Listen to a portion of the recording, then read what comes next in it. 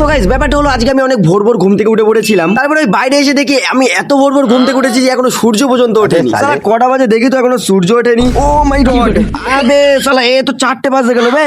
তো গাইস ভয় পাওয়ার কোনো কারণ নেই, এটা ভোর 4টে। তো ভুল করে যেহেতু আমি এত সকাল সকাল আজকে ঘুম থেকে উঠে পড়েছি, তাই ভাবলাম আজকে সকাল সকাল গাটাও ধুয়ে ফেলি। তাই আমার বউয়ের শাশুড়ির কাছ থেকে 5-6 হাজার টাকার একটা কয়েন নিয়ে চলে আসলাম এই আমার ডার্লিং এর দোকানে। সেখান থেকে কিস্তিতে একটা বড় বড় শ্যাম্পু নিয়ে নিলাম। किस कलर की चड्डी पहने हो बता दो ना। তারপরে সেই কিস্তির শ্যাম্পুটা কোথায় কোথায় মাখবো ভাবতে ভাবতে বাড়ি আসলাম, তখনই দেখলাম আমাদের পাশের বাড়ির দুটো ছাগলেশ ভাই রোজার মাসে রোজা না রেখে খাচ্ছে। তো ছাগলেশ ভাই তুমি রোজা না রেখে খাচ্ছ, তোমার কি লজ্জা শরম বলে কিছু নাই? আবে শালা তুই আমার সামনে বেশি ঘ্যানোর ঘ্যানো না করে আমার খালার সঙ্গে কথা বলকে যা, ওই পাশে আছে।